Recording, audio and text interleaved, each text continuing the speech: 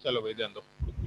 जैसे एक्सरसाइज 2 के question number 6 वाले पार्ट को अगर कंसिडर करें तो उसमें ऐसा दिख रहा है हम लोगों को, फॉर द रिएक्शन N2O4 से 2NO2 plus half O2 given D of N2O5 by dt K1 of N2O5 के बराबर दे रखा है। दूसरा D of NO2 by dt is equal to K2 of N2O5 और D of O3 by dt is equal to K3 of N2O5।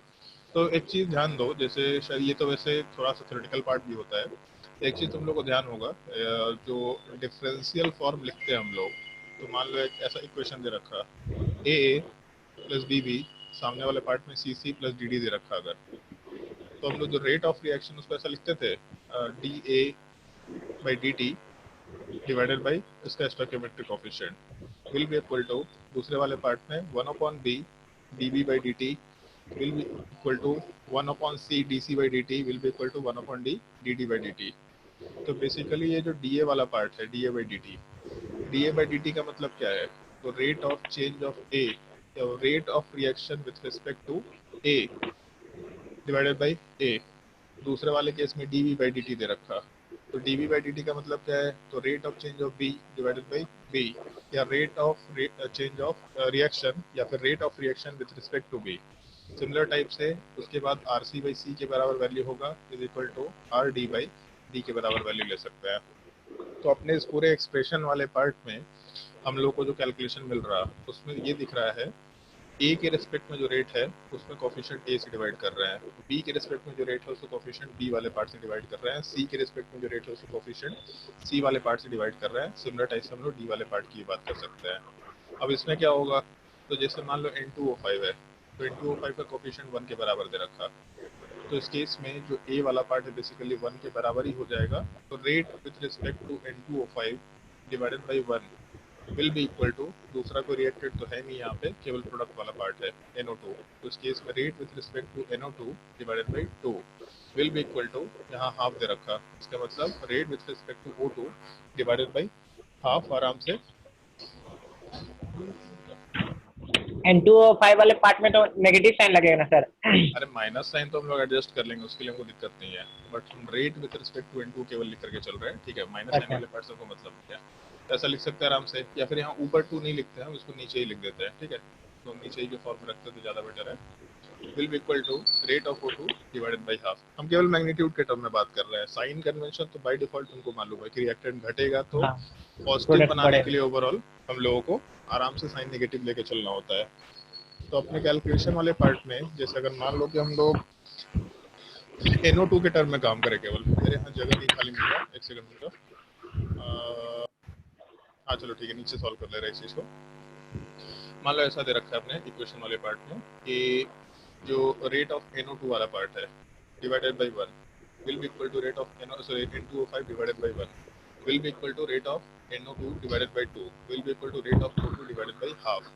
यही चीज को ओवरऑल रेट ऑफ रिएक्शन भी बोला जाता है। मतलब overall rate of reaction is equal to rate of one component divided by उसका stoichiometric coefficient will be equal to rate of दूसरा कंपोनेंट डिवाइडेड बाय उसका stoichiometric coefficient will be equal to rate of तीसरा component divided by उसका stoichiometric coefficient. ये लिखने का एक normal सा तरीका होता है। हम लोग स्टोइकियोमेट्रिक कोएफिशिएंट से डिवाइड ही क्यों करते हैं, ताकि सबका रेट एक ही के बराबर हो जाए।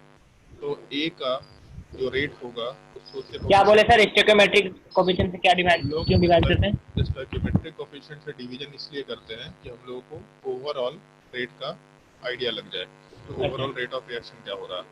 तो NO2 का कोएफिशिएंट 1 था, तो जो NO2 का रेट है वही रेट ऑफ रिएक्शन हो जाएगा। सॉरी, N2O5 का रेट 1 था, कोएफिशिएंट 1 था, तो N2O5 का जो रेट होगा वही ओवरऑल रेट ऑफ रिएक्शन हो जाएगा। हम लोगों का NO2 के रिस्पेक्ट में कोएफिशिएंट 2 था, तो NO2 का जो रेट आएगा उसको 2 से डिवाइड करो तो ओवरऑल रेट ऑफ रिएक्शन निकल के आ जाएगा।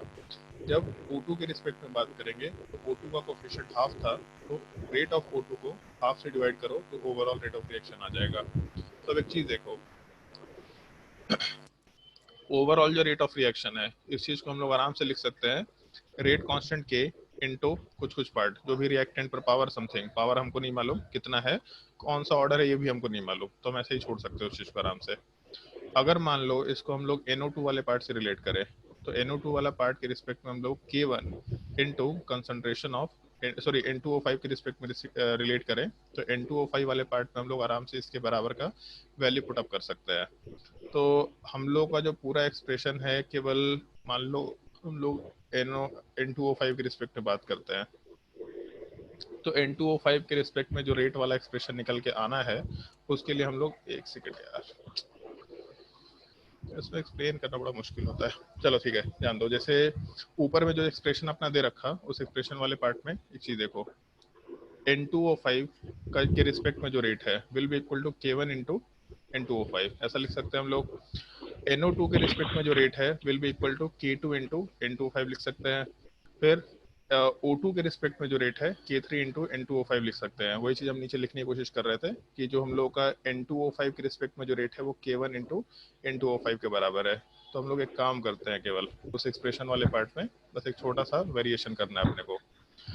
ओवरऑल रेट ऑफ रिएक्शन वाले पार्ट को जब हम लोग रिप्लेस कर रहे हैं, मतलब ओवरऑल रेट ऑफ रिएक्शन को जब रिप्रेजेंट कर रहे हैं, तो उस केस में rate with respect to N2O5 divided by 1 लिख के चल रहा है।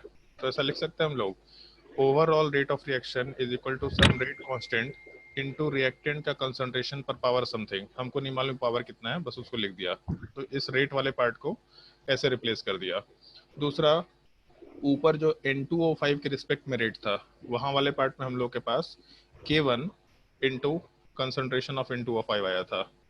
जो NO2 के रिस्पेक्ट में रेट था वहां पे K2 into concentration of NO2 आया था। तो अगर मान लो कि हम लोग इस पूरे एक्सप्रेशन में केवल रेट वाले पार्ट को रिप्लेस करते जाए, तो रेट के जगह पे K इंटू समथिंग पर पावर कुछ भी वैल्यू आया। जब N2O5 को रिप्लेस किए तो K1 into concentration of N2O5 divided by 1 आएगा। जब NO2 वाले पार्ट को रिप्लेस करेंगे रेट ऑफ NO2, तो रेट ऑफ वाले पार्ट की जगह पे K2 into concentration of NO2 आएगा, डिवाइड बाय 2। डिवाइड बाई 2 निकल के आएगा। तो सिमिलर टाइप से हम लोग O2 से भी इसको रिलेट कर सकते हैं। तो O2 के रिस्पेक्ट में क्या आएगा? K3 हाँ, K3O2 by half. K3 into O2 divided by half ले सकते हैं आराम से। तो एक चीज देखो कि अगर मान लो ये सारा का सारा पार्ट बराबर है, ये सारा का सारा पार्ट हम लोग बराबर लेकर के चल रहे हैं, तो उस केस में हम लोगों को क्या समझ में आ रहा है कि जैसे जिस तरीके से हम लोग रेट ऑफ रिएक्शन वाले पार्ट को रिलेट करके चल रहे थे, एग्जैक्टली सिमिलर टाइप से हम लोग रेट कांस्टेंट वाले पार्ट को भी रिलेट करके चल सकते हैं। तो यहाँ जो रेट कांस्टेंट K वाला पार्ट है, यहाँ K1 वाला पार्ट है, इसके आगे वाला पार्ट है, इस चीज को भी हम लोग आराम से रिलेट करके काम कर सकते हैं। तो बस उसी रिलेशन वाले पार्ट को यहाँ पे डिस्कस करना होता है। तो सिंपली ऐसा समझ लेना, जिस तरीके से rate of A divided by A होता है is equal to rate of B divided by coefficient B is equal to rate of C divided by coefficient C is equal to rate of D divided by coefficient D. तो exactly similar type से rate constant of पहला equation या पहला reactant divided by coefficient A will be equal to K2 divided by B is equal to K3 divided by C is equal to K4 divided by D। ऐसा expression लेते हुए काम कर सकते हैं। तो इस रिलेशन वाले पार्ट को ऊपर अप्लाई करके देख लो, वहां से आंसर निकल के आ जाएगा। ठीक है, यहाँ से एक्सप्रेशन में उस चीज को आराम से रिलेट कर सकते हैं। मतलब ये थोड़ा सा एक थियोरेटिकल एक्सप्रेशन होता है, मेरे हिसाब से थ्योरी के टाइम पे इस चीज को कंसिडर किया जा सकता है। वैसे सब्जेक्टिव क्वेश्चन के लिए होता है, रिलेशन याद रखना है तुम लोगों को, सीधा रिलेशन याद रखना है। और कोई डाउट? उसको उसको हम एक और तरीके से सिंपल तरीके से समझा देते हैं, ज्यादा बेटर होगा। जैसे इतना एक्सप्रेशन तो रिलेट करना समझ में आ गया रेट के रिस्पेक्ट में। तो जैसे एक चीज देखो यहाँ पे ऐसा अगर कंसिडर करके चले, अरे यार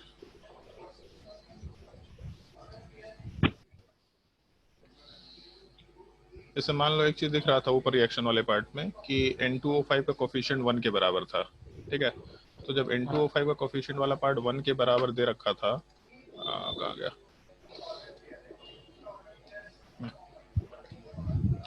ऐसा दे रखा, ओवरऑल जो रेट ऑफ रिएक्शन है वो rate with respect to N2O5 divided by 1 के बराबर है। तो ओवरऑल रेट ऑफ रिएक्शन बोलो या NO2 के बराबर का, सॉरी N2O5 का रेट बोलो, कोई दिक्कत नहीं होगा। और ओवरऑल रेट ऑफ रिएक्शन वाले पार्ट को अगर हम लोग कंसिडर करके चले तो rate of A divided by coefficient of A निकल के आता, मतलब NO2 के रिस्पेक्ट में rate of NO2 divided by 2 निकल के आता।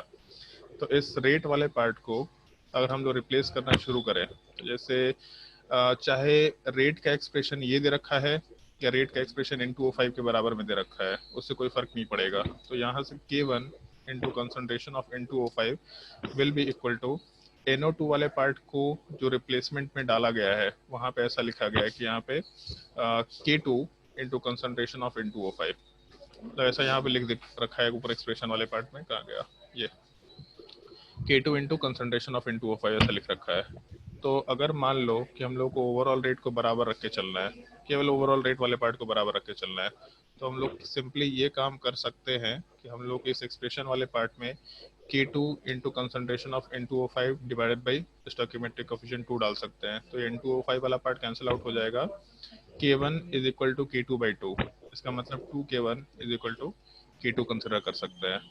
तो ये भी लिखने का एक तरीका हो, जैसे ऊपर दे रखा है यहाँ पे 2K1 is equal to K2 दे रखा, इस तरह का एक्सप्रेशन निकाल सकते हैं। 2K1 is equal to 4K2 नहीं, ऐसा नहीं हो सकता, ठीक है। 2K1 is equal to K2 दे रखा, एक ये एक्सप्रेशन निकाल सकते हैं। सिमिलर टाइप से जब हम लोग K1 into concentration of N2O5 को O2 वाले पार्ट से रिलेट करेंगे, तो K3 into concentration of N2O5 divided by stoichiometric coefficient half आराम से लेके काम कर सकते हैं। तो हाफ वाले पार्ट के टर्म में जब काम करेंगे तो उसमें कुछ और भी एक्सप्रेशन निकल के आना है भाई, यहाँ पे हाफ से काम नहीं चलेगा, इसमें नन हो जाएगा रिलेशन। 2 4 नहीं, नन नहीं होगा, 1 के बराबर होना चाहिए, ठीक है। एक सेकंड रुक जाओ। K2 into concentration of N2O5 divided by 2 is equal to K3 into concentration of N2O5 divided by half, इसका मतलब N2O5 कैंसिल आउट होगा, K2 is equal to 4K3 निकल के आ रहा, K2 is equal to 4K3 निकल के आ रहा, ये चीज K2 is equal to 4K3, 2K1 is equal to K2 वाला पार्ट निकल के आ रहा। तो ये भी रिलेशन निकालने का तरीका हो सकता है, बट इसको इतना लंबे तरीके से कैलकुलेट मत करना, इसको सिंपली याद ही रखना। तो ये रिलेशन जो अभी ऊपर बताया है इस तरीके से याद रखना कि हम लोगों का जो रेट ऑफ रिएक्शन है वो रेट ऑफ रिएक्शन में RA अपॉन A होता है, RA divided by stoichiometric coefficient A will be equal to RB by B, RC by C, RD by D। तो सिमिलर टाइप से पहले वाले पार्ट के रिस्पेक्ट में जो रेट कांस्टेंट होगा K1 divided by coefficient A will be equal to K2 divided by coefficient B will be equal to K3 divided by coefficient C will be equal to K4 divided by coefficient D। तो यहाँ से हम लोग बाकी relation आराम से निकाल सकते हैं जो हम लोग के पहले ऑप्शन में यहाँ दिखाई दे रहा है। और कोई डाउट हो तो पूछ लो। 20 question number 20 yes. Question number 20 वाले पार्ट में given that एक सेकंड, हाँ, given that K is the rate constant for some order of any reaction at temperature T, then the value of limit log के term में value दे रखा, ठीक है, हाँ चलो दे दो। Given that K is the rate constant for some order of any reaction, कोई भी एक order of reaction दे रखा है temperature T, then the value of limit T tends to 0। तो जैसे कोई order of reaction होता है तो ये चीज अरहेनियस इक्वेशन में सुना होगा, rate constant K is equal to A into E पर power minus E upon RT, ये सुन रखा है। किसका डाउट है वैसे ये? मेरा था। मेरा मत बोला कर, नाम बोला कर। मेरा। चलो ठीक है। तो जैसे यहाँ पे सवाल में बोला है लॉग के निकालने, तो लॉग के निकालने का मतलब है दोनों तरफ लॉग लगा सकते हैं हम लोग। तो अगर लॉग के निकालेंगे तो यहाँ log K is equal to इसको A मान लो और इस पूरे पार्ट को B मान लो। तो ये चीज सुना होगा log A into B is equal to log A plus log B। तो यहाँ से log कैपिटल A मतलब अरहेनियस वाले पार्ट का जो प्री एक्सपोनेंशियल फैक्टर है log A प्लस उसके अलावा log E पर power minus E upon RT लिख सकते हैं। और यहाँ से जैसे log E वाला पार्ट और नीचे बेस हम लोग यहाँ E लेके ही चल रहे होंगे अगर, क्योंकि यहाँ वैसे कुछ दिया तो नहीं है मतलब, लेकिन अच्छा ठीक है 2.303 का फैक्टर दे रखा है, तो हम लोग 2.303 का जो फैक्टर कंसिडर करते हुए चल रहे हैं तो वहाँ से हम लोगों को थोड़ा ध्यान रखते हुए काम करना होगा। इस चीज़ को हम लोग सबसे लास्ट में 2.303 के फैक्टर में कंसिडर कर लेंगे। अभी के लिए हम इसको ln लिख लेते हैं, ठीक है। ln के इज इक्वल टू यहाँ वाले पार्ट में भी हम लोग ln लिख लेते हैं, ln A, और उसके आगे वाले पार्ट में भी ln लिख लेते हैं। तो उससे हम लोगों का कैलकुलेशन थोड़ा आसान हो जाएगा। ln E पर power minus E upon RT। तो ln के तो जैसा है वैसे ही रहेगा, ln A जैसा है वैसे ही रहेगा। ln E तो log x पर पावर y शायद मालूम होगा, y log x के बराबर होता है। तो यहाँ जो पावर है ई पर power minus E upon R T, ये जब बाहर जाता है तो शायद ध्यान होगा यहाँ से वैल्यू में अपने पास ई अपॉन आर टी निकल के आता है, क्योंकि एल एन ई का वैल्यू 1 के बराबर होता है। तो ये एल एन के वाला part L N A minus E upon R T के बराबर हो गया। तो अब एक चीज देख लो, यहाँ पे टी टेंडिंग टू इन्फिनिटी दे रखा है, मतलब ऐसा मेंशन किया है टी वाला पार्ट इनफाइनाइट हो रहा है। तो टी अगर इनफाइनाइट होगा इसका मतलब क्या है, थोड़ा हम इसको जूम कर देते हैं।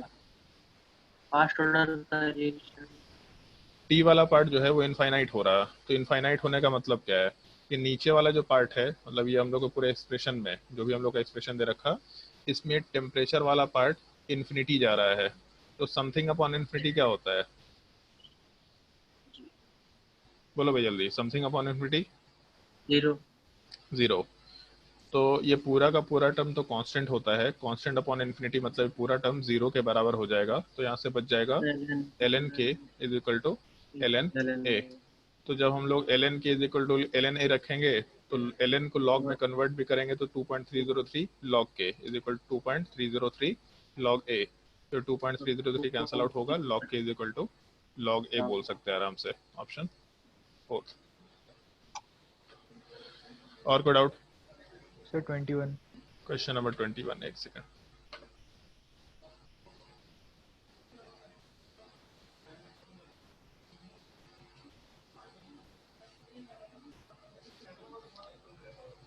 क्वेश्चन नंबर 21 में ऐसा मेंशन किया है कि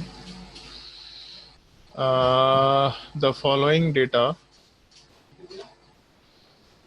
एक सेकंड,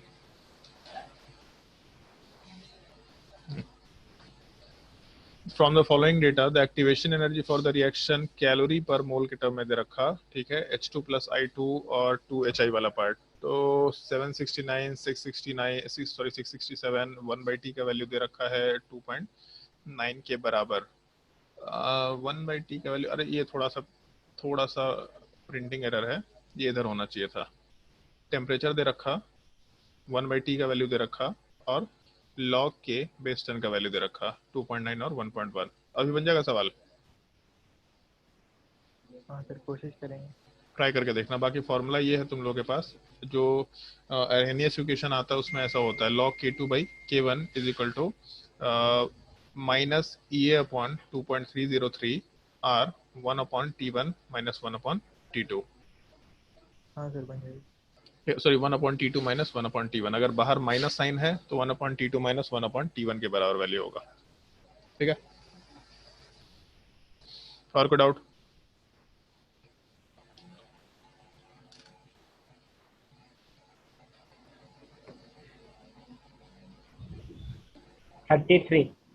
क्वेश्चन नंबर 33, एक सेकेंड, 32, 33। अरे यार इस सवाल में तुम लोग को दिक्कत होता है जी, इससे घटिया कुछ सवाल हो सकता है। अरे चंदन, चंदन एक्स का निकल गया सर, वाई के लिए जैसे सर वाई में जैसे ऊपर का 2 कॉमन पकड़ेंगे तो इधर से निकल जाएगा, लेकिन फिर एक्स वाई निकालने के लिए नहीं ना होगा, फिर इधर तो कोई कॉमन नहीं ना है। अच्छा, कॉमन के बिना काम नहीं चलेगा क्या? कैसे चलेगा सर?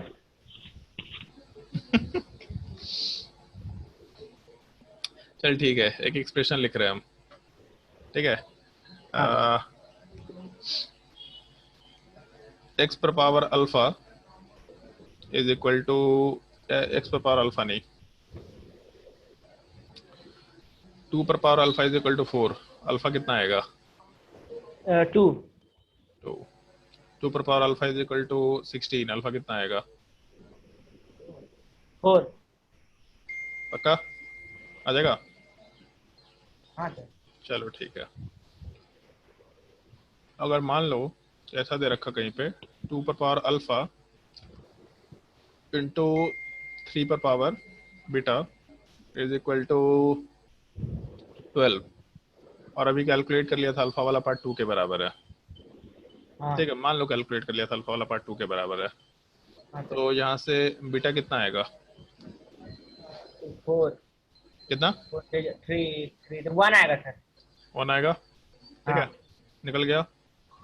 अगर मान लो ऐसा दे दिया 4 पर पावर अल्फा और 6 पर पावर बीटा, हाँ तो 2 की जगह 4 कर दिया, 3 की जगह 6 कर दिया, तो इसका आउटपुट नहीं निकाल सकते हम लोग?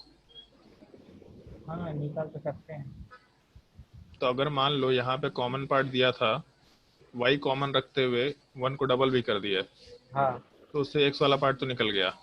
हाँ तो निकल गया तो हमको दिक्कत क्या है? फिर हम इसी चीज को पुट कर देंगे। हमको हमेशा थोड़ा ना डबल करना जरूरी होता है। ठीक है, मान लो कि इसको भी डबल किए और हाँ इसको भी डबल कर दिए, तो ये सॉरी डबल नहीं, इसको ट्रिपल किए और इसको डबल कर दिए, तो हाँ इसका ऑर्डर है, तो उसमें हमको दिक्कत क्या आएगा? एक्सप्रेशन ऐसा कुछ आएगा। पहले वाले केस में क्या है, 0.1 पर पावर अल्फा या जो भी x पर पावर जो भी है उसको अल्फा ही मान के चल रहे हैं। ठीक है, उसके अलावा 0.1 पर power beta is equal to rate constant k into something, मतलब जो भी रेट ऑफ रिएक्शन है। ठीक है, तो rate constant k into concentration पर power alpha into concentration power beta is equal to rate के बराबर डाल दिया। थर्ड वाले सिनेरियो को अगर लेके चलें तो उस केस में k इंटू 0.3 पर पावर अल्फा इंटू 0.2 पर पावर बीटा, ये निकल के आ गया। इसका रेट वाला पार्ट का वैल्यू कुछ और दे रखा है, दोनों का रेशियो ले लो, तो ऊपर 0.1 पर पावर अल्फा है, नीचे 0.3 पर पावर अल्फा है, ये भी किसी न किसी रेशियो में कैंसिल आउट हो जाएगा। अल्फा तो मालूम पड़ गया है ना पहले से, हाँ सर। तो अल्फा मालूम पड़ ही गया, तो जैसे मान लेते हैं कि हमें छोटा सा एक्सप्रेशन यहाँ ले लेते हैं कि अल्फा का वैल्यू मान लो हमको पता है 2 के बराबर है, तो 0.1 पर पावर 2 और 0.3 पर पावर 2, तो कैलकुलेट नहीं कर सकते हैं क्या? हाँ सर, हो जाएगा। क्या दिक्कत है? फिर अननोन तो एक ही बीटा वाला पार्ट रहेगा। हाँ। और कोई doubt? 35। Question number 22। Question number 22, एक सेकेंड। क्वेश्चन नंबर 22 में कहाँ है भैया 22? अच्छा, ये question, the rate constant, the activation energy and the Arrhenius parameter for a chemical reaction at 25 degree Celsius and 3 into 10 to the power minus 4 second is equal to 104.4 second inverse दे रखा। ठीक है, 104.4 kilo joule per mole and 6 into 10 to the power 14 second is equal to 6 into 10 to the power 14 second inverse. अच्छा, then the value of rate constant at t tends to infinity. ठीक है, इसमें जैसे एक ही ऑप्शन दिखाई दे रहा, जैसे rate constant वाला पार्ट को अगर कंसिडर करके चले तो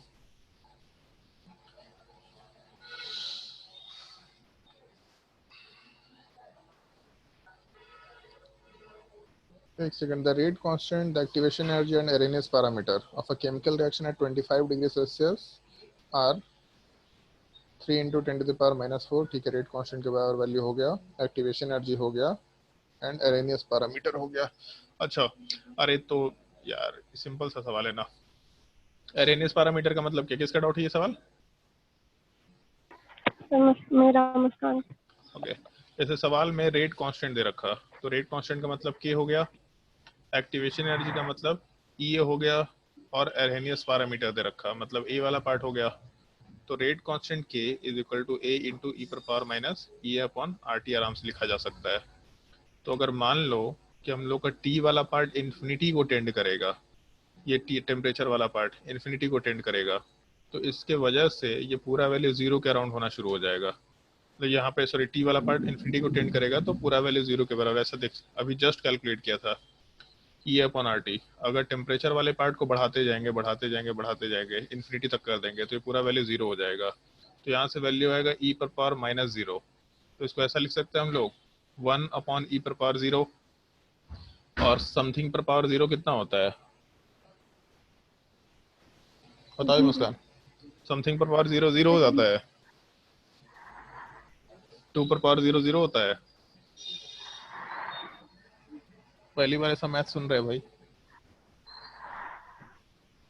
जल्दी बोलो कितना होगा? अरे जल्दी बता भाई, समथिंग पर पावर जीरो जीरो होता है क्या? ऐसा घटिया आंसर देंगे? 1, तो 1 अपॉन 1 कितना हो जाएगा? 1 के बराबर। तो इस पूरे एक्सप्रेशन में हम लोग का जो ये पार्ट है, ये पार्ट तो वैसे भी खत्म हो गया, इससे कोई मतलब ही नहीं है हम लोगों को, ये 1 के बराबर ही हो गया। तो वैल्यू ऑफ रेट कांस्टेंट पूछा है, तो रेट कांस्टेंट के विल बी इक्वल टू ए, ऐसा हम लोग आराम से मेंशन कर सकते हैं। तो अरेनियस कांस्टेंट ए वाला पार्ट कितने के बराबर था, तो 6 इंटू 10⁻14। इसका मतलब ऑप्शन बी वाला पार्ट आंसर हो जाएगा 6 इंटू 10⁻14 सेकेंड इनवर्स। और कोई डाउट? जल्दी बोलो भाई, और कोई डाउट? और किसी को कोई डाउट नहीं है? इतना आसान तो टॉपिक नहीं है भाई ये। यशराज क्या बोल रहे हैं? सर क्वेश्चन नंबर 82 में डाउट है। क्वेश्चन नंबर 82 में यशराज बनाया सवाल?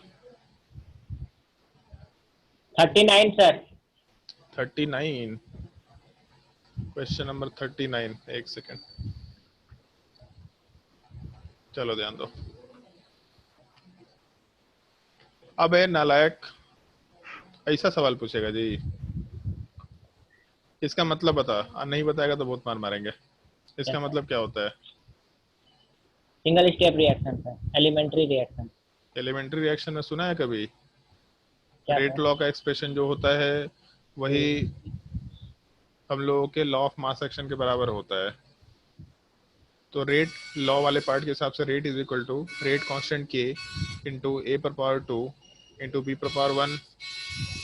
इधर आंसर हो जाएगा। सिंगल स्टेप रिएक्शन में जो हम लोगों का लॉ ऑफ मास एक्शन होता है उसी के जैसा हम लोग रेट लॉ वाले पार्ट को लिखते हैं। सिंगल स्टेप रिएक्शन में जो भी रिएक्टेंट्स होते हैं उसका स्टोइकियोमेट्रिक कोफिशिएंट ही उसका पावर होता है, ऑर्डर होता है। अच्छा। हाँ सर हाँ। और कोई डाउट? 45। क्या? 45। 45 कहाँ है भाई? 46 से इधर तो 45, हाँ ठीक है। 3 ही ऑप्शन इसमें दे रहा है जी, चौथा कहाँ गया इसका? एक एक इधर होगा राइट में। ठीक है, चलो ध्यान दो। Point out incorrect statement. Rate law is an experimental value, value होना चाहिए यहाँ पे, टर्म वॉल्व लिखा हुआ है। Rate law is a experimental value, सही है कि गलत है भाई बताओ? सही है सर।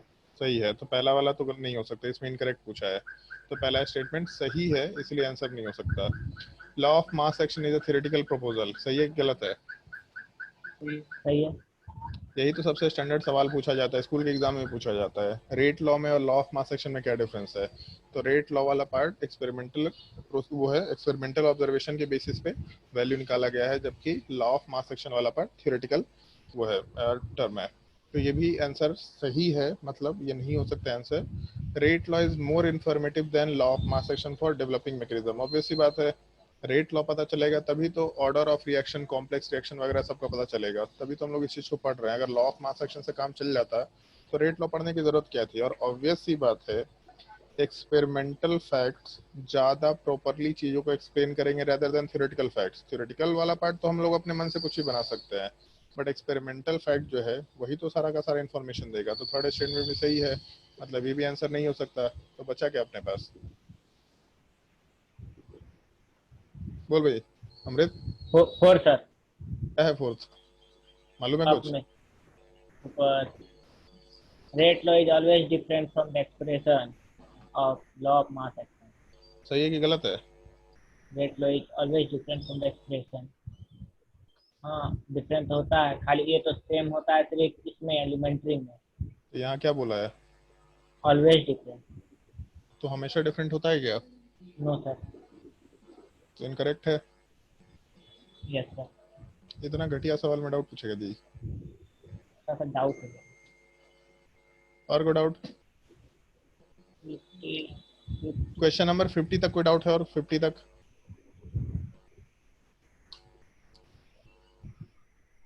बोलो जल्दी। क्वेश्चन नंबर 50 तक और कोई डाउट? चलो ठीक है। क्वेश्चन नंबर 60 तक कोई डाउट? 52। 52, क्वेश्चन नंबर 52 में 41 और 42। 41 और 42, अरे काहे इसे पीछे पड़ जाती है भाई, तो टाइम के साथ स्पीडली काम किया कर। क्वेश्चन नंबर 41 और 42 में अगर कंसिडरेशन लेके चले तो द केमिकल रिएक्शन और दे रखा है 2O3 वाला पार्ट 3O2 में प्रोसीड एज फॉलोइंग, ठीक है। O3 वाला पार्ट O2 प्लस O बना रहा फास्ट स्टेप है, O वाला पार्ट O3 के साथ कंबाइन करके 2O2 बना रहा स्लो स्टेप है। तो एक चीज ध्यान होगा तुमको, या बताया गया होगा रिएक्शन मैकेनिज्म वाले पार्ट में, जो भी किसी रिएक्शन का सबसे स्लोएस्ट स्टेप होता है वही अपना रेट डिटरमाइनिंग स्टेप होता है, बताया गया है। Yes sir. तो इस केस में स्लोएस्ट स्टेप वाला पार्ट अपना रेट डिटरमाइनिंग स्टेप होगा, और हमेशा हम लोग रेट लॉ का एक्सप्रेशन उसी रेट डिटरमाइनिंग स्टेप से मेंशन करते हैं। तो रेट लॉ का एक्सप्रेशन जो रेट डिटरमाइनिंग स्टेप से आया, रेट लॉ के हिसाब से इस पार्टिकुलर स्टेप में, क्योंकि पूरे कॉम्प्लेक्स रिएक्शन को 2 स्टेप में ब्रेक कर दिया हम लोगों ने, तो जब 2 स्टेप में ब्रेक कर दिया तो इसका मतलब हर एक स्टेप खुद अब एक एलिमेंट्री स्टेप के जैसा बिहेव करने लग गया। तो रेट लॉ के एक्सप्रेशन में rate will be equal to rate constant K into active masses of reactants raise to the power of their stoichiometric coefficient, मतलब active mass of O into active mass of O3 आराम से ले सकते हैं, raise to the power of stoichiometric coefficient 1 के बराबर। लेकिन कभी भी हम लोग जब रेट लॉ का एक्सप्रेशन लिखते हैं तो एक चीज का ध्यान रखना है, कभी भी हम लोग इंटरमीडिएट के टर्म में नहीं लिखते हैं। इंटरमीडिएट का मतलब रिएक्टेंट और प्रोडक्ट के अलावा कोई भी स्पीसीज अगर बनता है, that is called as intermediate. तो इस पूरे क्वेश्चन में O2 वाला पार्ट और O3 वाला पार्ट रिएक्टेंट और प्रोडक्ट है, मतलब इसके अलावा किसी और चीज के एक्सप्रेशन में काम नहीं कर सकते। तो रेट में हम लोगों के पास O3 जो है वो चीज दे रखा प्रोडक्ट, सॉरी वो चीज दे रखा रिएक्टेंट, तो इसके लिए तो कोई दिक्कत नहीं है।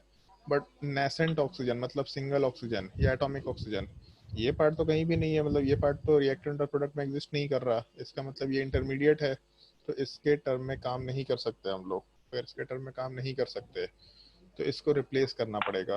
कैसे रिप्लेस करेंगे? तो जैसे पहला रिएक्शन वाला पार्ट देखो, मैं ओए किसका बैकग्राउंड चल रहा है, पहला रिएक्शन वाला पार्ट देखो, इस पहले रिएक्शन में इक्विलिब्रियम का साइन दे रखा है। तो इक्विलिब्रियम वाले पार्ट में अगर हम लोग इक्विलिब्रियम कांस्टेंट की बात करें, इसको K1 कर देते ताकि कंफ्यूजन ना हो। इक्विलिब्रियम कांस्टेंट K1 का एक्सप्रेशन क्या लिख सकते हैं बताओ? कल्पना, कल्पना का डाउट है ना? Yes sir. हाँ बताओ, इक्विलिब्रियम कांस्टेंट K1 का एक्सप्रेशन क्या लिख सकते हैं? के के ओ और के इक्विलिब्रियम O2 और O। इक्विलिब्रियम कांस्टेंट की बात कर रहे हैं, रेट कांस्टेंट की बात नहीं कर रहे। केमिकल इक्विलिब्रियम में अगर मान लो इस एक्सप्रेशन का मान लो कि ये सवाल दे रखा होता, ठीक है, O3 से O2 और O बन रहा, अगर मान लो इसका इक्विलिब्रियम कांस्टेंट K1 के बराबर है, तो इक्विलिब्रियम कांस्टेंट का एक्सप्रेशन क्या लिख सकते थे हम लोग? K equilibrium is equal to, chemical kinetics से मतलब ही नहीं है, इक्विलिब्रियम वाले टॉपिक से मतलब है, क्या लिख सकते हैं? के इक्विलिब्रियम इज इक्वल टू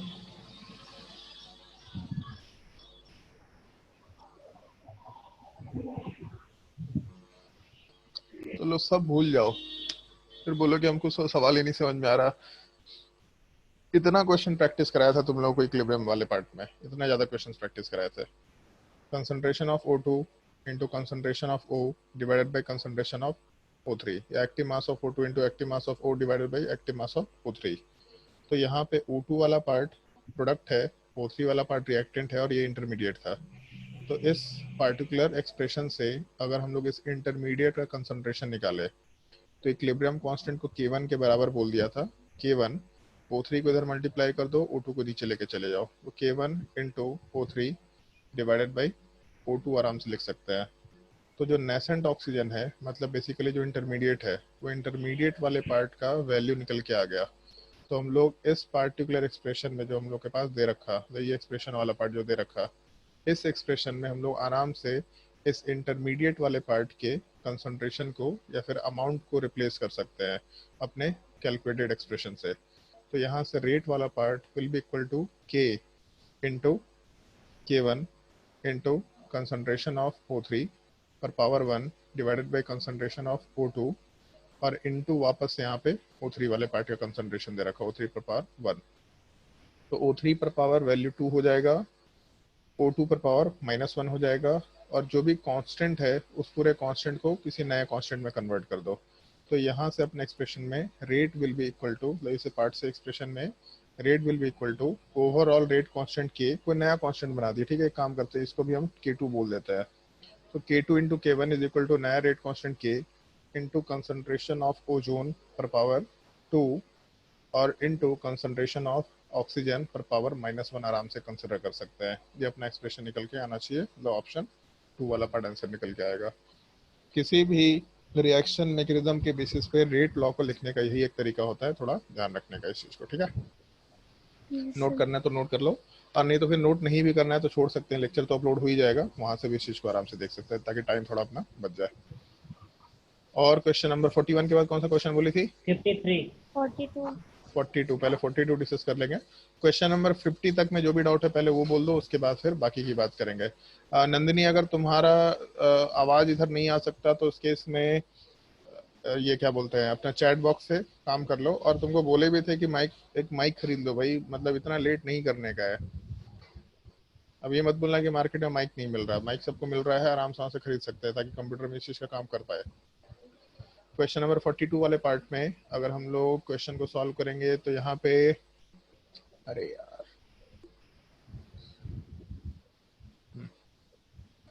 चलो ध्यान दो। सवाल में दे रखा कोई हाइपोथेटिकल रिएक्शन है A2 + B2 gives 2AB follows A2। हाँ विकल्पना, इसमें RDS कौन सा होगा ये बताओ पहले। क्या? रेट डिटरमाइनिंग स्टेप कौन सा होगा, RDS कौन सा होगा? A. ये वाला पार्ट, मतलब पहला रिएक्शन होगा, दूसरा रिएक्शन होगा, तीसरा रिएक्शन होगा RDS?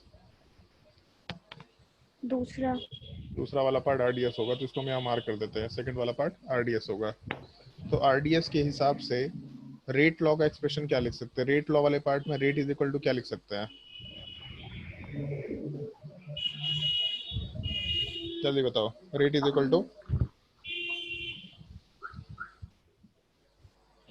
concentration of AB or concentration of B. Concentration of AB।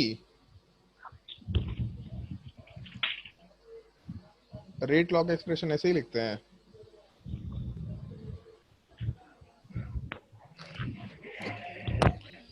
Rate law का एक्सप्रेशन हमेशा हम लोग रिएक्टेंट के रिस्पेक्ट में लिखते हैं, रिएक्टेंट। रेट लॉ के हिसाब से rate of any reaction is directly proportional to the active masses of reactant raise to the power of their stoichiometric coefficient अगर एलिमेंट्री रिएक्शन हुआ तो, और अगर कॉम्प्लेक्स रिएक्शन है तो रेट लॉ के हिसाब से rate of any reaction will be directly proportional to active masses of reactant raise to the power of their unknown value, जिस चीज को हम लोग ऑर्डर भी बोला करते हैं। तो A पर पावर अल्फा, B पर पावर बीटा ऐसा लिखा जा सकता है। तो यहाँ पे अपना जो रिएक्टेंट वाला पार्ट है उस रिएक्शन में RDS मालूम पड़ चुका है हम लोगों को कि सेकेंड वाला पार्ट RDS है। इसका मतलब इसको हम लोग रेट लॉ के एक्सप्रेशन के लिए लिख सकते हैं। रेट लॉ के हिसाब से rate will be equal to rate constant K into concentration of reactant. तो यहाँ रिएक्टेंट A है और दूसरा B2 वाला पार्ट है, तो A पर power 1 into concentration of B2 पर पावर 1 आराम से मेंशन कर सकते हैं। तो यहाँ से रेट लॉ का एक्सप्रेशन निकल के आ गया। बट फिर यहाँ वापस से एक प्रॉब्लम है, B2 वाला पार्ट रिएक्टेंट तो है लेकिन A2 वाला पार्ट रिएक्टेंट है, जबकि यहाँ सवाल में हम लोग के पास B2 वाला पार्ट तो है लेकिन A वाला पार्ट है। A अगर रिएक्टेंट नहीं है तो A को हम लोग को रिप्लेस करना पड़ेगा। कैसे रिप्लेस कर सकते हैं? तो हम लोग पहले रिएक्शन से रिप्लेस कर सकते हैं। मान लेते हैं इसका इक्विलिब्रियम कांस्टेंट K2 के बराबर है। बताओ कल्पना, K2 का एक्सप्रेशन क्या लिखेंगे इक्विलिब्रियम कांस्टेंट के रिस्पेक्ट में? K equilibrium is equal to concentration of A. Concentration of A बस A और divided by concentration of फिर से concentration of A. फिर से कंसंट्रेशन ऑफ A और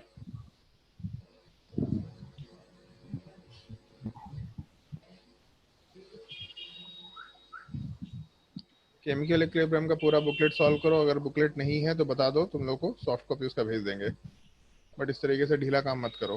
K equilibrium is equal to concentration of products raise to the power of stoichiometric coefficient, मतलब A into A पर power 1 divided by A2 पर power 1 लिख सकते हैं।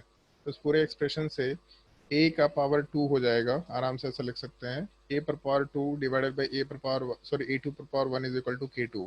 यहाँ से A वाले पार्ट को अगर हम लोग कंसिडर करना शुरू करें तो आराम से ऐसा लिख सकते हैं और एक सेकंड, हाँ, a is equal to k2 into a2 पर पावर 1 और उसका अंडर रूट, मतलब पावर -1 लिख सकते हैं। तो यहाँ पे a वाले पार्ट को इससे रिप्लेस किया जा सकता है। k is equal to k1 into k2 पर पावर k2 पर पावर हाफ इंटू a2 पर पावर हाफ इंटू b2 पर पावर 1 लिख सकते हैं। तो जो कांस्टेंट वाला पार्ट है ये तो नए कांस्टेंट में चला जाएगा, मतलब rate will be equal to कोई नया कांस्टेंट k इंटू a2 पर पावर हाफ इंटू b2 पर पावर 1, ऐसा लिख के काम कर सकते हैं। तो ओवरऑल ऑर्डर ऑफ रिएक्शन क्या है, तो a2 पर पावर हाफ है, b2 पर पावर 1 है, मतलब ओवरऑल ऑर्डर वाला पार्ट 1 + 1/2 के बराबर। तो 1 + 1/2 का क्या मतलब है, कौन सा ऑप्शन होगा, पहला, दूसरा, तीसरा, चौथा?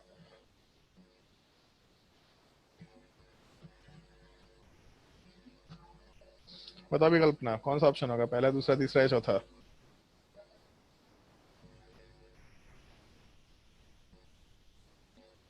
ऐसा सुना है कभी, ऐसा ये रिप्रेजेंटेशन देखा है कभी, 1/2?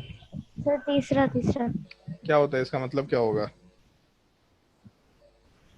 हम्म, इसका मतलब, क्या होता है ये 1 पर पावर 1/2 ऐसा?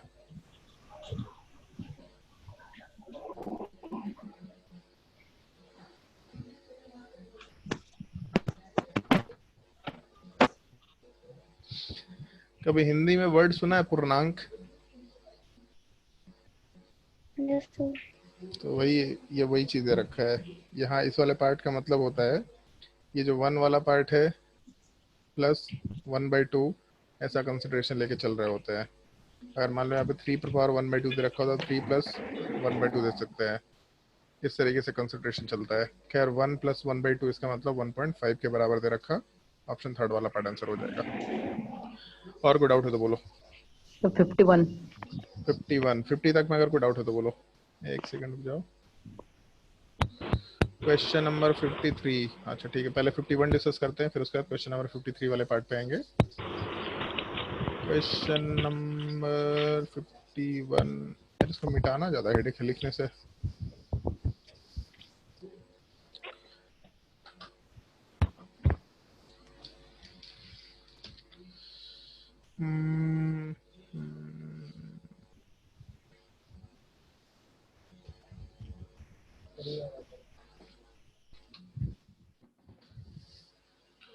एक काम करो, तुम लोग को जो जो डाउट है ना वो सारा का सारा डाउट बता दो, इसको हम नोट में कन्वर्ट करते चले जाते हैं। कौन सा डाउट बोला तुम चंदन?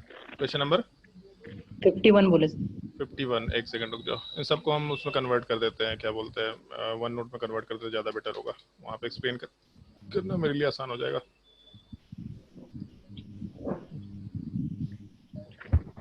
क्वेश्चन नंबर 51, ठीक है, इसको सेव कर लेते हैं। कहाँ भाई,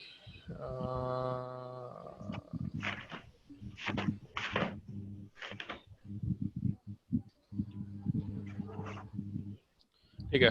और कोई डाउट है तो बताओ। 53 शायद से उसका भी डाउट था। देख लेते हैं क्वेश्चन नंबर 53। एक सेकंड, क्वेश्चन नंबर 53 आ गया भाई। क्वेश्चन नंबर 53,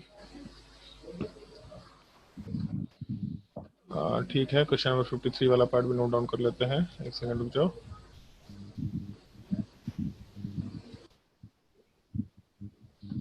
ठीक है, क्वेश्चन नंबर 53 भी सेव हो जाएगा।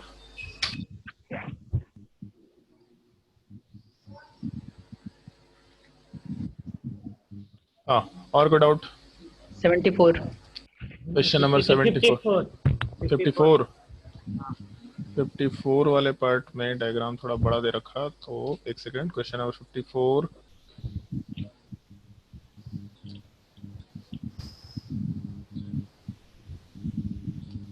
क्वेश्चन नंबर 54 सेव कर लेते हैं। 54, चलो ठीक है, और बोलो। 74। क्वेश्चन नंबर 60 तक जो भी डाउट है बोल दो पहले। 54 के अलावा जल्दी बोलो। क्वेश्चन नंबर 60 तक, 60 तक जो भी डाउट है बोलते जाओ। क्वेश्चन नंबर 60 से 70 तक में कोई डाउट हो तो बोलो। क्वेश्चन नंबर 60 से 70 तक।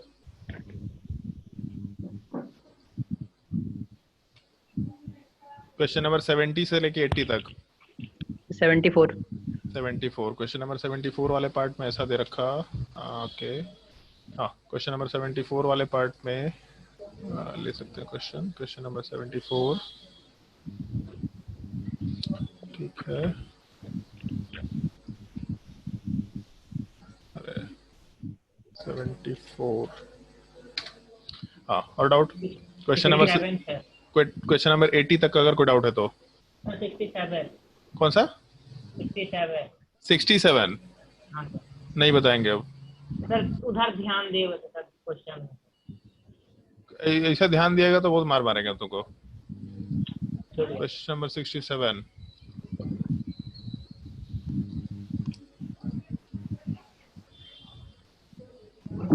67 68 भी। 67 उसके बाद क्वेश्चन नंबर 68 बोल रहा है ना? हाँ सर। ओके 68 इसे भी जस्ट नीचे दे रखा है। एक सेकंड। क्वेश्चन नंबर 68 और बोलो। 71। 71 एक सेकंड। 68 फिर उसके बाद 71 कहीं दिख रहा है स्क्रीन पे ना? नहीं दिख रहा। 71 अरे यार ढंग का सवाल बोला करो यार। 71 नहीं बताएंगे, छोड़ दो। और कोई डाउट? 70 से लेकर के उसमें क्योंकि नीचे भी पार्ट दे रखा है ऊपर भी पार्ट दे रखा है, हम उसको नहीं बताने वाले। और कोई डाउट तो बताओ। 80 तक जल्दी बताओ। 80 तक और कोई डाउट? 90 तक कोई डाउट? 82 सर। 82 क्वेश्चन नंबर 82 दिख रहा है आपको? चलो ठीक है। 82 सर 88 भी। ठीक है, ये रहता है। क्वेश्चन नंबर 82 हो गया। 82 क्वेश्चन नंबर 88 बगल में ही दिख रहा था। ठीक है, और कोई डाउट? 91। 91 दिख रहा था कहीं पे ना? नहीं दिख रहा था। 90 तक कोई डाउट हो तो बताओ पहले। 90 तक 90 तक जो भी डाउट है बताओ जल्दी। चलो 100 तक कोई डाउट है तो बताओ। 91 क्वेश्चन नंबर 91 ले सकते हैं।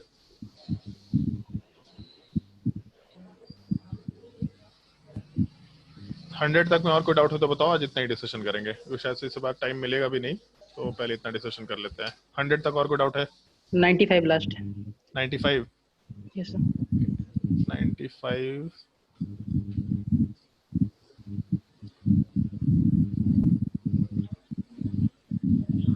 95 ठीक है। और कोई डाउट? 100 तक जल्दी बोलो। 100 तक और कोई डाउट? और कोई डाउट नहीं है? चलो ठीक है, ओके। डाउट सेशन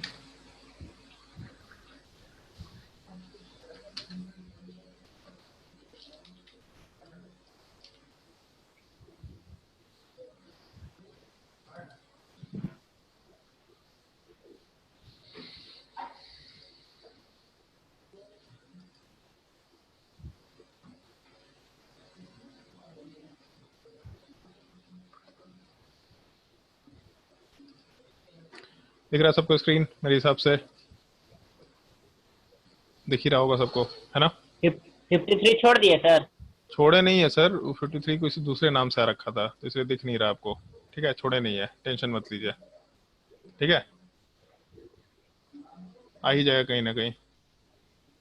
53 कहाँ है अभी? क्या है नीचे है 53 तरह। डिस्कशन कर लेंगे, ठीक है। चलो खैर, पहले हम डिस्कशन शुरू करते हैं, उसके बाद बाकी टॉपिक्स पे आएंगे। कहाँ गया भाई? लाइट आज शायद नहीं आएगा, स्पार्क कर रहा है भाई इधर सब।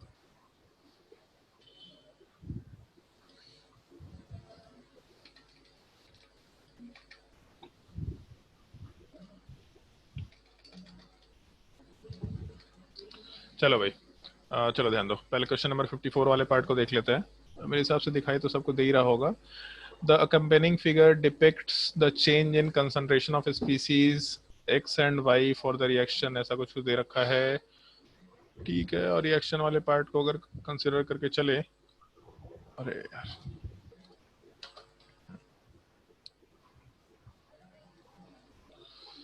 तो इस केस में अच्छा यहाँ एक छोटा सा करेक्शन होगा, जैसे x और y वाला पार्ट दे रखा है, इसमें थोड़ा सा करेक्शन कर लेना। उसमें ऐसा मेंशन किया होगा यहाँ पे x वाले पार्ट से हम लोग प्रोडक्ट y का फॉर्मेशन कर रहे हैं, उस चीज़ का करेक्शन थोड़ा देख लेना मेरे हिसाब से। चलो तो हम बड़ा ही कर लेते हैं इस चीज़ को।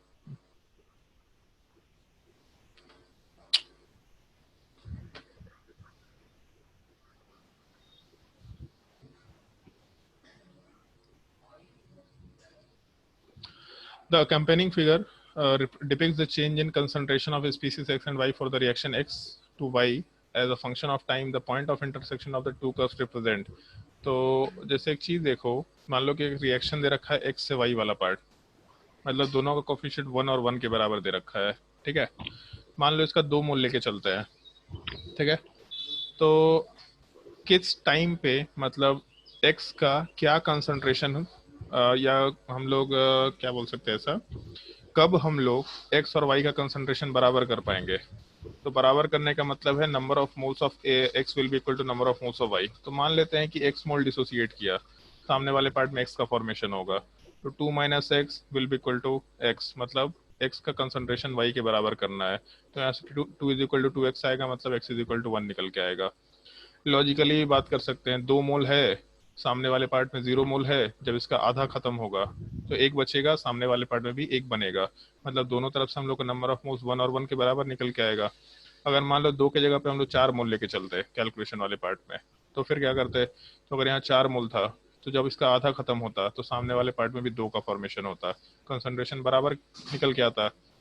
तो अगर हम लोग के पास x टू y का रिएक्शन दे रखा, तो इस पूरे पार्ट में केवल एक छोटा सा कंसिडरेशन यही तो हम लोग को लेके चलना है कि x और y का कंसंट्रेशन कब बराबर होगा। तो जब x वाला पार्ट आधा हो जाएगा तब उस केस में हम लोग आराम से ऐसा बोल सकते हैं कि हम लोग का y और x का कंसंट्रेशन बराबर होगा। तो x वाला पार्ट आधा हो गया, आधा बच गया, इसका मतलब आधा खत्म हो गया होगा। तो ऐसा कब होता है, तो हाफ लाइफ वाले पार्ट में। तो y और x का इक्वल कंसंट्रेशन हाफ लाइफ में निकल के आएगा, इसका मतलब आराम से हम लोग फर्स्ट ऑप्शन कंसिडर कर सकते हैं। क्वेश्चन नंबर 67 वाले पार्ट में ऐसा मेंशन किया है कि the half life for the first order reaction, हाँ इसी तरह के सवाल की बात कर रहे थे हम लोग। चलो ध्यान दो, जैसे एक चीज ध्यान होगा शायद तुम लोगों को, नहीं भी ध्यान होगा तो इस चीज का ध्यान रखना। जैसे जब हम लोग जीरो ऑर्डर रिएक्शन की बात करते हैं, इस चीज को ही लास्ट क्लास में बोले थे, सब ट्रिक्स हम डिस्कस करेंगे। अगर जीरो ऑर्डर रिएक्शन है तो जीरो ऑर्डर रिएक्शन में इक्वल टाइम इंटरवल में इक्वल अमाउंट खत्म होता है। जैसे मान लो ऐसा दे रखा, रिएक्टेंट वाले पार्ट में ए से कुछ प्रोडक्ट बन रहा, कितना प्रोडक्ट बन रहा कोई मतलब नहीं, केवल रिएक्टेंट ए से मतलब है। मान के चलते हैं कि इसका 100 मोल दे रखा, तो ऐसा एजम्पशन लेके चल रहे हैं कि इसका 100 मोल के बराबर वैल्यू दे रखा है, ठीक है। अगर हम लोग ऐसा मेंशन करें कि हाफ लाइफ वाला पार्ट 20 मिनट है, तो इसका मतलब ये है कि 20 मिनट में इसका 50 मोल खत्म हो जाएगा। हाफ लाइफ का मतलब 50% of the reactant will react. बचता कितना है उससे मतलब नहीं होता, खत्म कितना होता है इससे मतलब होता है। तो हाफ लाइफ का मतलब आधा रिएक्टेंट खत्म हो जाएगा। तो 20 मिनट में हम लोगों का 50 मोल खत्म हो जाएगा, 50 मोल बच जाएगा। तो जब वापस से अगले 20 मिनट की बात करेंगे तो फिर इक्वल अमाउंट ही खत्म होता है। मतलब शुरू के 20 मिनट में अगर 50 मोल खत्म हुआ था तो बाद के 20 मिनट में भी 50 मोल खत्म होगा, मतलब रिएक्शन पूरा कंप्लीट हो जाएगा। तो अगर हम लोग जीरो ऑर्डर रिएक्शन की बात करें तो इक्वल टाइम इंटरवल में इक्वल अमाउंट खत्म होगा। एक ये छोटा सा कंसिडरेशन ध्यान रखना है, पहला चीज। लेकिन जब हम लोग ऐसा कंसिडर करके चलेंगे, जैसे मान लो अगर हम लोग फर्स्ट ऑर्डर रिएक्शन की बात करते हैं, तो फर्स्ट ऑर्डर रिएक्शन वाले पार्ट में इक्वल टाइम इंटरवल में हम लोगों का इक्वल अमाउंट नहीं खत्म होता, इक्वल फ्रैक्शन या इक्वल परसेंटेज खत्म होता है। तो उसको ऐसा समझ लो, मतलब फर्स्ट ऑर्डर रिएक्शन में इक्वल टाइम इंटरवल अगर हुआ तब उस केस में इक्वल टाइम में इक्वल फ्रैक्शन, और अगर फ्रैक्शन को 100 से मल्टीप्लाई करेंगे तो इस केस में परसेंटेज वाला पार्ट आएगा। तो इस केस में इक्वल फ्रैक्शन या फिर इक्वल परसेंटेज वाला पार्ट खत्म हो जाएगा, ऐसा हम लोग बोल सकते हैं। तो खत्म होगा तो बचने वाला भी चीज वैसा ही कुछ निकल के आना है। कैसे इसको रिलेट कर सकते हैं, इस चीज की बात करते हैं। जैसे मान लो ऐसा सवाल में मेंशन कर रखा हम लोग के पास कि हम लोग एक्सप्रेशन में ये चीज दे रखा, मान लो वही सेम सेम तरीके से रिएक्शन दे रखा है, ठीक है। मान लो एक रिएक्शन दे रखा है ए वाला पार्ट जो कि प्रोडक्ट में कन्वर्ट हो रहा है, और इसका हम लोग 100 मोल लेके चले, और सवाल में हाफ लाइफ वाला पार्ट 10 मिनट के बराबर है। तो जब हम लोग का एक हाफ लाइफ हो जाएगा, केवल एक हाफ लाइफ, तो इस केस में शुरू में 100 मोल था, जब पहला हाफ लाइफ जाएगा मतलब आधा रिएक्टेंट खत्म हो जाएगा। और हम हाफ लाइफ को बस T1 T2 मेंशन करते जा रहे हैं, ठीक है। हाफ लाइफ, दूसरा हाफ लाइफ, तीसरा हाफ लाइफ। जब पहला हाफ लाइफ होगा तो 50% खत्म हो जाएगा, मतलब 50 मोल बच जाएगा। जब दूसरा हाफ लाइफ होगा तो वापस से जो अपना अमाउंट बच गया इसका 50% खत्म होगा, मतलब 50 का 50% खत्म होगा, तो 25 खत्म होगा, ऐसा लिख देते हैं यहाँ पे। 50 खत्म होगा, यहाँ पे 25 खत्म होगा, बचेगा कितना, 25 के बराबर। जब तीसरा हाफ लाइफ होगा तब उस केस में गिवन अमाउंट का फिर 50% खत्म होगा, मतलब 25 का आधा खत्म होगा, तो 12.5 खत्म होगा, बचेगा कितना, 12.5 के बराबर। तो इक्वल टाइम इंटरवल में इक्वल परसेंटेज खत्म हो रहा है, मतलब शुरू में जब 100 मोल था तो उसका परसेंटेज 50% खत्म हुआ। जब 50 मोल बचा तो उसका 50% मतलब 25 मोल्स खत्म हुआ, 25 मोल्स बच गया।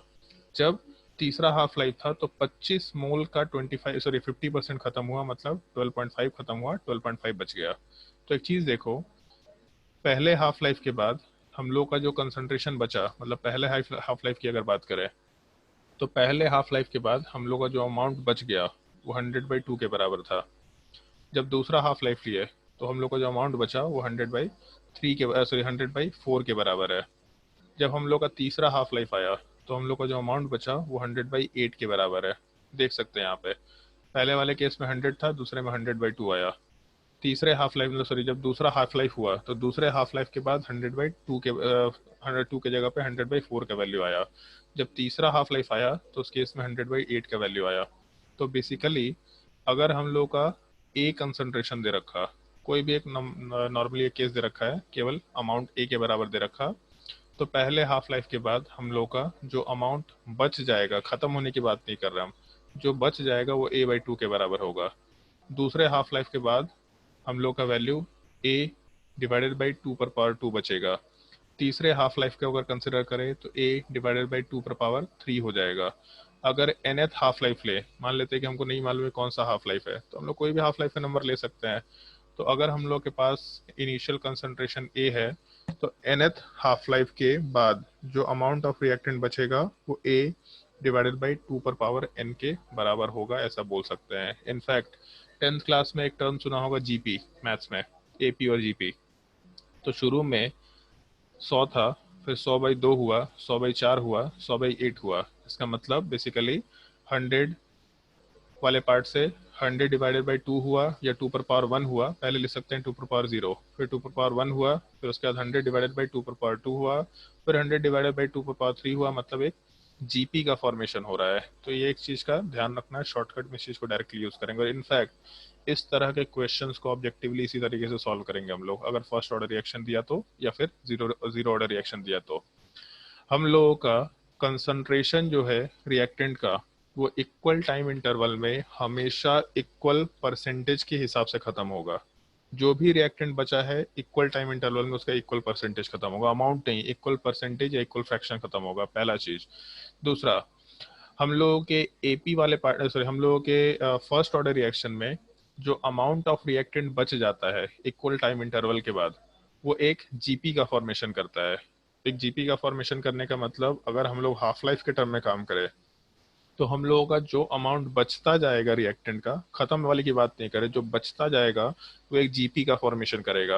और हाफ लाइफ है तो पहले A/2 फिर पहले हाफ लाइफ के बाद A/2 दूसरे हाफ लाइफ के बाद A/2 ये हम लोगों का amount of reactant left unreacted हो जाएगा। तो कितना रिएक्ट किया ये भी निकाल सकते हैं। जैसे मान लो 3 हाफ लाइफ है तो 3 हाफ लाइफ के बाद पूछा कितना रिएक्टेंट बच गया, तो कितना रिएक्टेंट खत्म हो गया।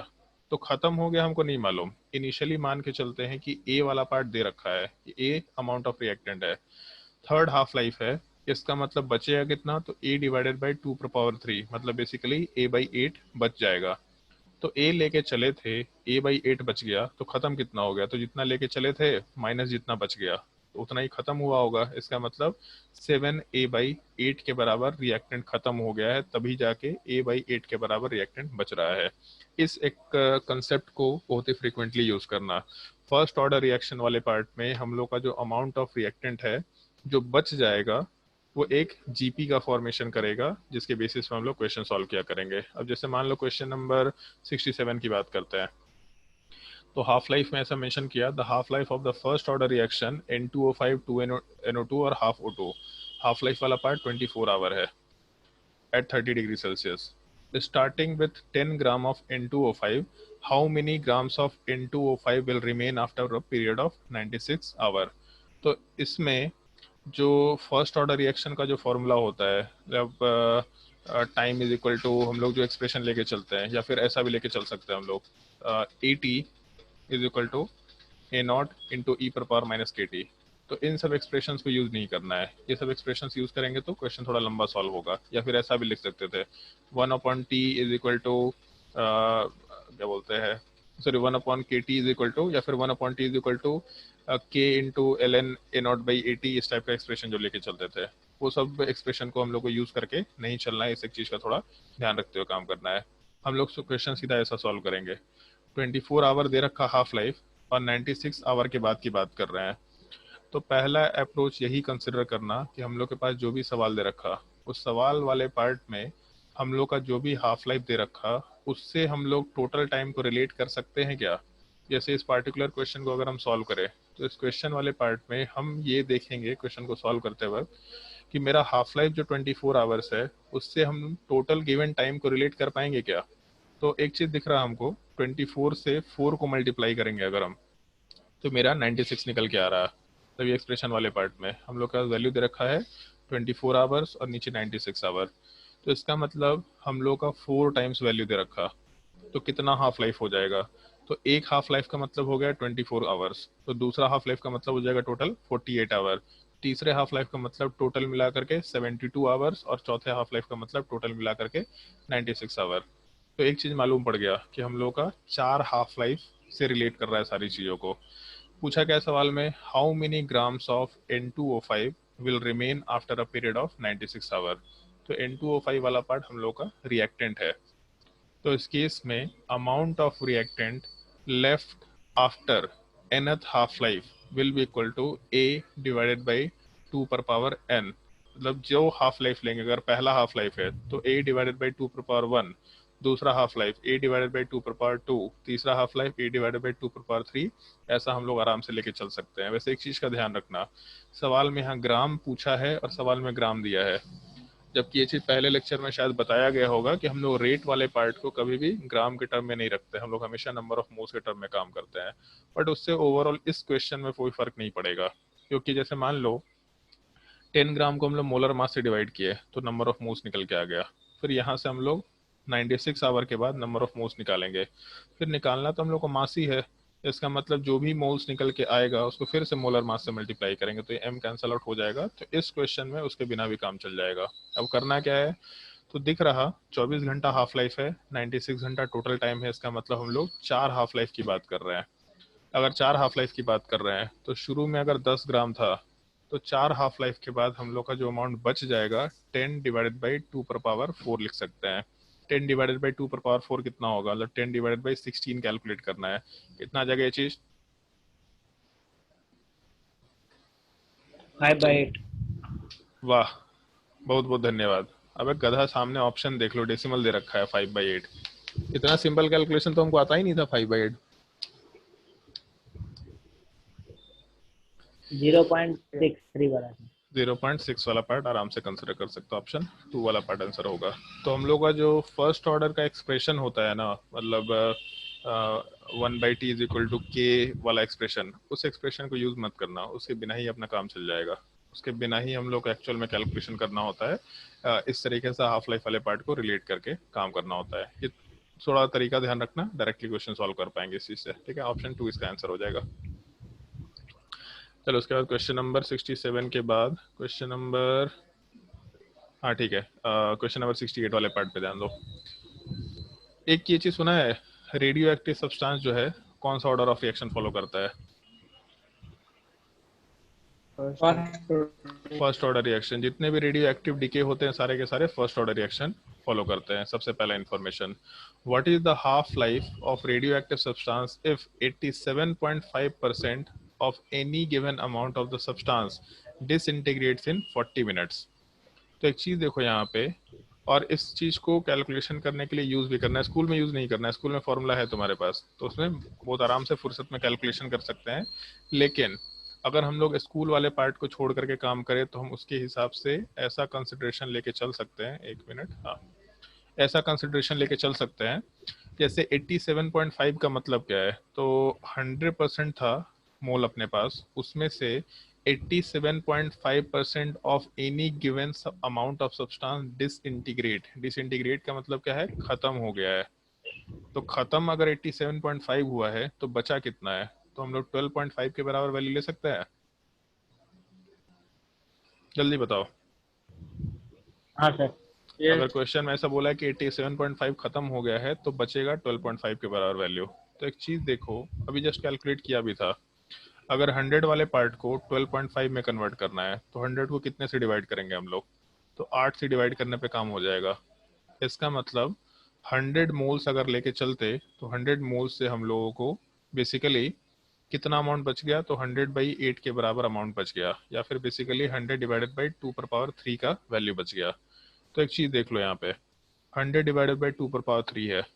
तो अभी जस्ट मेंशन किया था, फर्स्ट ऑर्डर रिएक्शन में जितने हाफ लाइफ होते हैं हम लोग उसी हाफ लाइफ के रिस्पेक्ट में काम करते हैं। एक हाफ लाइफ के बाद वैल्यू बचेगा 100 डिवाइडेड बाई 2 दूसरे हाफ लाइफ के बाद 100 डिवाइडेड बाई 2 तीसरे हाफ लाइफ के बाद 100 डिवाइडेड बाई 2 ऐसा वैल्यू हम लोग कंसिडर करते हुए काम कर सकते हैं। तो यहाँ दिख रहा हम लोगों को कि टोटल 3 हाफ लाइफ हम लोग का लगा हुआ है। तो ये 2 से हम लोग ये डिटरमाइन कर चुके या कंक्लूजन निकाल चुके कि हम लोग का थर्ड हाफ लाइफ है। तो सवाल में टोटल टाइम मतलब टोटल 3 हाफ लाइफ का बराबर का वैल्यू जो है वो 40 मिनट्स दे रखा। तो इस केस में हम लोग 3 into half life is equal to 40 minute दे रखा। तो एक हाफ लाइफ का वैल्यू कितना निकल के आएगा, तो 40/3। 40/3 का मतलब हो गया कि हम लोग 39 मिनट वाले पार्ट को 3 से डिवाइड कर देते हैं तो 13 मिनट आएगा, और उसके अलावा 1 मिनट को हम लोग 3 से डिवाइड करेंगे तो 20 सेकंड आएगा। तो 30 मिनट एंड 20 सेकंड आराम से अपना आंसर निकाल करके ऑप्शन 4 वाले पार्ट को कंसिडर कर सकता है। किसी को अगर इस तरीके में डाउट है तो पूछ सकता है। क्वेश्चन को हमेशा ऑब्जेक्टिव अप्रोच में इस तरीके से रिलेट करना, सवाल दिया ही जाता है जानबूझ के ऐसा कि जहाँ पे बिना कैलकुलेशन के हम लोग ये काम कर पाए, उसमें कैलकुलेशन करने की जरूरत नहीं। कैलकुलेशन के लिए फॉर्मूला है तुम्हारे पास, वो करने की जरूरत नहीं है। और कोई डाउट?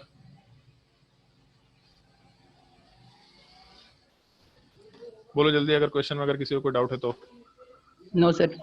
चलो ठीक है, तो इसके अगले वाले क्वेश्चन पे आते हैं। जैसे मान लो क्वेश्चन नंबर 74 वाले पार्ट को डिस्कस करते हैं। अरे क्वेश्चन नंबर 74 वाले पार्ट में ऐसा मेंशन किया है कि the half life period for catalytic decomposition of AB3 is found to be 4 hours and 100 mm in its 2 hour. The order of reaction is, ये तो ऑर्डर ऑफ रिएक्शन निकालने का पार्ट है जिसमें हाफ लाइफ पीरियड वाला part दे रखा है और उसमें प्रेशर वाला पार्ट दे रखा है। तो तुम लोगों को ऑर्डर का डिटर्मिनेशन के लिए हाफ लाइफ मेथड बताया गया है कि हम लोग जब भी कभी ऑर्डर ऑफ रिएक्शन निकालते हैं तो हाफ लाइफ मेथड से निकाल सकते हैं, ऐसा कुछ बताया गया है? Yes sir. ऐसा बताया गया होगा, T1/T2 is equal to 1/2 to the power 1 minus n.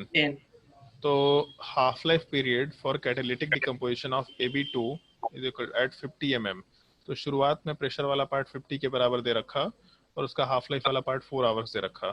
दूसरा उसके बाद हम लोग के पास वैल्यू 100 के बराबर दे रखा और हाफ लाइफ वाला पार्ट 2 आवर दे रखा और पावर 1 minus n। तो यहाँ से ये चीज डिवाइड करेंगे तो 2 के बराबर आएगा, ये चीज को डिवाइड करेंगे तो 2 के बराबर आएगा, मतलब 2 इज इक्वल टू 1/2 पर पावर 1 minus n लिख सकते हैं। तो इस 2 को जब उठा के ऊपर ले जाएंगे, आइदर ऐसा भी कर सकते हैं, ये 2 वाले पार्ट को नीचे ले जाते हैं तो 1/2 पर पावर -1 इज इक्वल टू 1/2 पर पावर 1 minus n। इसका मतलब 1 minus n is equal to, आराम से हम लोग एक्सप्रेशन में 1 के बराबर वैल्यू, सॉरी -1 के बराबर वैल्यू ले सकते हैं। तो यहाँ से एन कितना हो जाएगा? 2। ठीक है। उसके बाद क्वेश्चन नंबर 82 वाले पार्ट को देख लेते हैं। एक सेकेंड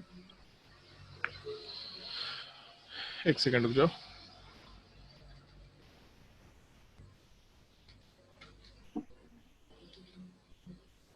क्वेश्चन नंबर 82 वाले पार्ट में rate of formation of SO3 according to the reaction 2SO2 plus O2 gives SO3 is 1.6 into 10 to the power minus 3 kilogram पर minute, hence rate at which SO2 react।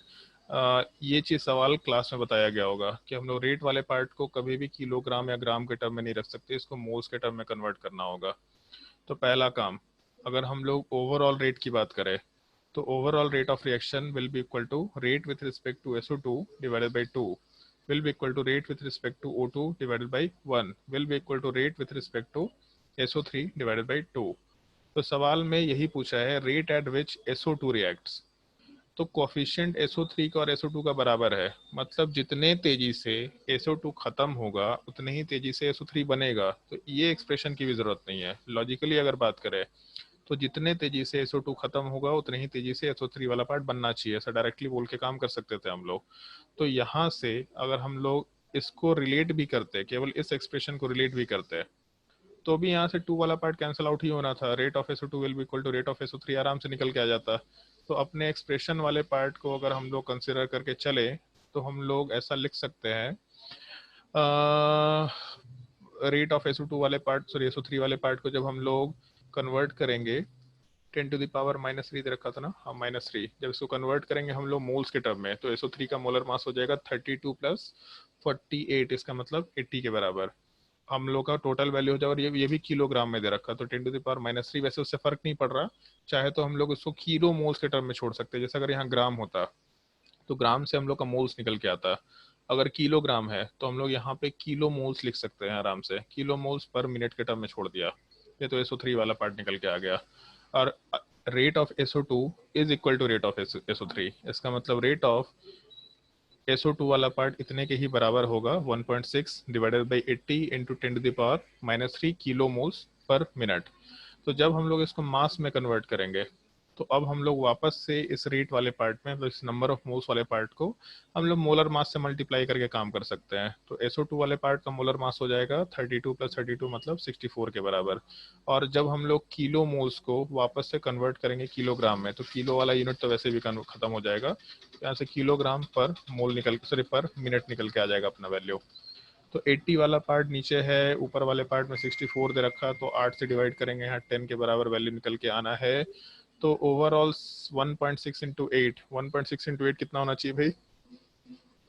128 128, तो 12.8 divided by 10, इसका मतलब 1.28 into 10 to the power -3 होना चाहिए। 1.28 into 10 to the power -3 kilogram पर minute के बराबर value ले सकते हैं। कभी भी क्वेश्चन में रेट को हम लोग कैलकुलेट करेंगे तो किलोग्राम या ग्राम के टर्म में नहीं रख सकते। हमेशा क्वेश्चन सॉल्व करते वक्त हम लोगों को उस पूरे पार्ट को नंबर ऑफ मोल्स में ही कन्वर्ट करके काम करना पड़ेगा। ये एक बेसिक पार्ट है जिसका हम लोग को ध्यान रखते हुए काम करना होता है, ठीक है। फिर उसके बाद क्वेश्चन नंबर, अगर हम लोग 88 वाला पार्ट कंसिडर करें, from different set of data of T half life at different initial concentration से a for a given reaction the T, यार यहाँ पे कुछ होना चाहिए, थोड़ा सा शायद प्रिंटिंग एरर है।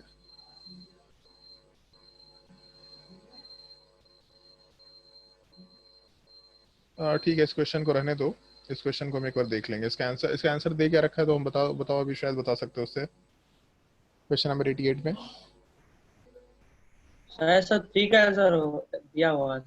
क्या? 3 थर्ड ऑप्शन 3 नहीं सर, 3 ऑप्शन 2। अच्छा, ऑप्शन 2। तो अगर हम लोग जीरो ऑर्डर रिएक्शन लेके चलते हैं तो A0/2 के होता है, ठीक है। अगर हम लोग फर्स्ट ऑर्डर रिएक्शन लेके चलते हैं तो इंडिपेंडेंट ऑफ कंसंट्रेशन होता है और वहाँ पे 1/A0 का वैल्यू आता है, सॉरी 1/A आता है, तो दूसरे साइड जाएगा। तो यहाँ पे ऐसा कुछ होना चाहिए, टी हाफ लाइफ इंटू ए। अगर टी हाफ लाइफ इंटू ए निकालेंगे तब उस केस में सेकंड ऑर्डर रिएक्शन निकल के आएगा। जैसे एक चीज ध्यान होगा, किसी भी केस में अगर nth ऑर्डर रिएक्शन है तो nth ऑर्डर रिएक्शन वाले पार्ट में half life is directly proportional to 1 upon a to the power n-1 इस टाइप का वैल्यू आता है, ठीक है। तो 1 अपॉन n मतलब जैसे ये एक्सप्रेशन वाला पार्ट अगर कंसिडर करके चले तो जैसे जीरो ऑर्डर रिएक्शन होता है, तो जीरो ऑर्डर रिएक्शन में अगर यहाँ जीरो डालेंगे तो वहाँ से एक्सप्रेशन आएगा t half is directly proportional to ऊपर वाले पार्ट में a आ जाएगा, क्योंकि 0-1 मतलब 1 अपॉन a पर पावर -1 हो जाएगा। तो यहाँ से ध्यान होगा तुम लोगों को, जीरो ऑर्डर रिएक्शन वाले पार्ट में हाफ लाइफ होता है a0/2k के बराबर, ठीक है। तो इस केस में अगर हम लोग फर्स्ट ऑर्डर रिएक्शन लेके चलते हैं तो फर्स्ट ऑर्डर रिएक्शन वाले पार्ट में ln2/k के बराबर वैल्यू होता है। जब सेकंड ऑर्डर रिएक्शन लेके चलते हैं तो उस केस में a0 नहीं होता, कितना होता है सेकंड ऑर्डर रिएक्शन वाले पार्ट में हाफ लाइफ, तो जाना है 0.693 बाई, अरे सेकंड ऑर्डर रिएक्शन में, फर्स्ट ऑर्डर रिएक्शन नहीं बोल रहे। बता रहे थे सेकंड ऑर्डर में half life 1/k a0 1/k a0। तो एक चीज देखो, जैसे अगर हम लोग कोई भी nth ऑर्डर रिएक्शन लेके चलेंगे तो हाफ लाइफ वाला पार्ट हमेशा इनवर्सली प्रोपोर्शनल होगा इनिशियल कंसंट्रेशन पर पावर n-1 के। जैसे अगर n वाले पार्ट में जीरो वैल्यू डालते तो 1 अपॉन a पर पावर -1 आता, मतलब जीरो ऑर्डर रिएक्शन वाले पार्ट में ये a पर पावर -1 ऊपर जाता तो डायरेक्टली प्रोपोर्शनल टू a निकल के आता। अगर फर्स्ट ऑर्डर रिएक्शन डालते तो 1-1 0 हो जाता, मतलब 1 अपॉन a पर पावर 0, तो ये पर पावर 0 0 के बराबर हो जाता, मतलब इंडिपेंडेंट ऑफ कंसंट्रेशन होता है। जब सेकंड ऑर्डर रिएक्शन लेते हैं तो a वाला पार्ट नीचे आना चाहिए था, तो सेकंड ऑर्डर रिएक्शन वाले पार्ट में यहाँ पे 2-1 डालते हैं, मतलब 1 के बराबर वैल्यू आता, तो हाफ लाइफ वाला part inversely proportional to initial concentration निकल के आता। तो इस केस में अगर हम लोग यहाँ पे सेकेंड ऑर्डर रिएक्शन कंसिडर करके चले तो टी हाफ लाइफ और दूसरे साइड में ए वाला पार्ट पर पावर 1 अगर है, अगर ये कांस्टेंट के बराबर रखना है तो ऑब्वियस सी बात है, अगर मान लो हम लोग ऐसा दे रखा t half life is equal to या directly proportional to 1 upon a पर पावर n-1, तो ये प्रोपोर्शनैलिटी हटाने के लिए हम लोग एक कांस्टेंट डिफाइन कर सकते हैं, will be equal to k divided by A पर पावर n-1। तो इसका मतलब टी हाफ लाइफ इंटू ए पर power n-1 is equal to constant, और सवाल में यही चीज़ पूछा है, ये चीज़ कांस्टेंट के बराबर होना चाहिए। तो अगर हम लोग का हाफ लाइफ वाला पार्ट, सॉरी ऑर्डर वाला पार्ट, यहाँ पे हम लोग आराम से 2 के बराबर रख लें, तो टी हाफ लाइफ इंटू ए पर पावर 1 जो यहाँ पे दे रखा है, टी हाफ लाइफ इंटू ए पर power 1 is found to be constant, आराम से सेकंड ऑर्डर रिएक्शन लिख सकते हैं। तो ये एक्सप्रेशन वाला पार्ट नोट कर लो, क्वेश्चन में थोड़ा सा करेक्शन हो आप। फिर उसके बाद क्वेश्चन नंबर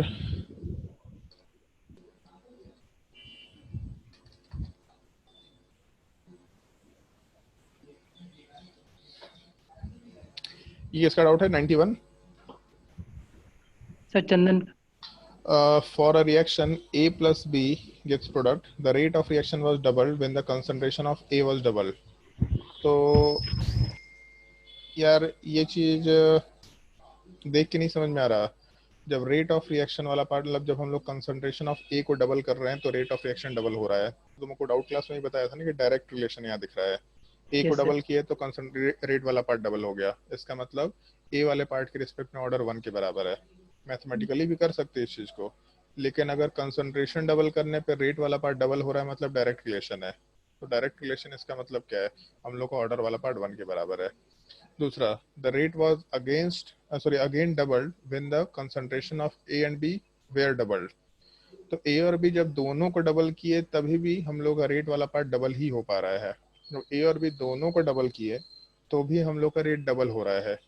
तो इसका मतलब बेसिकली ए को डबल करने से रेट डबल हो ही गया था, तो बी को डबल करने से कोई फर्क नहीं पड़ा।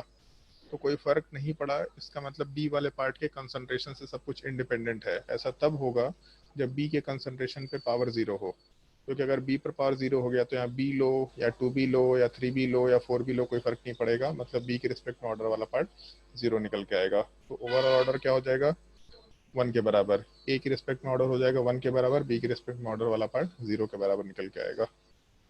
समझ आया कि फिर से बताना होगा? यस सर, आ गया।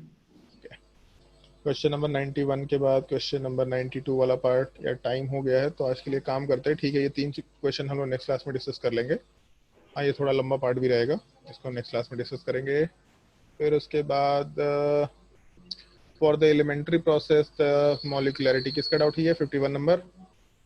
सर चंदन को मेरा ही। मॉलिक्यूलरिटी वाला पार्ट एलिमेंट्री प्रोसेस में जो अपना ऑर्डर उसी के बराबर होता है 3। इसमें तो मतलब दो ही रिएक्शन में इन्वॉल्व हो रहा है ना। क्या हो रहा है? रिएक्टेंट में तो दो ही हो रहा है ना। रिएक्टेंट में 2 है कि 3 है?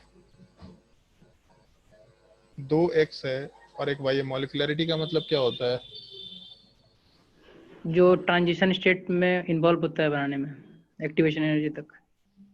मॉलिक्यूलरिटी का बेसिक मतलब ये होता है, इतना कॉम्प्लिकेटेड मतलब है क्या?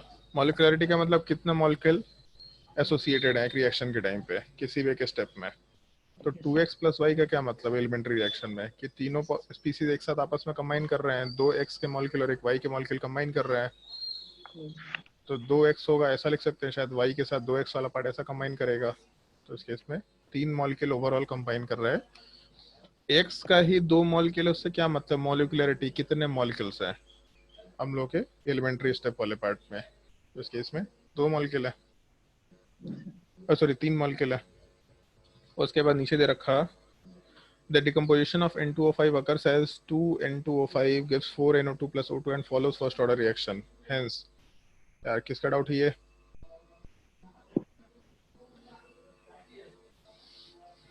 बोलो भाई किसका डाउट है? अमृत का। अभी अमृत,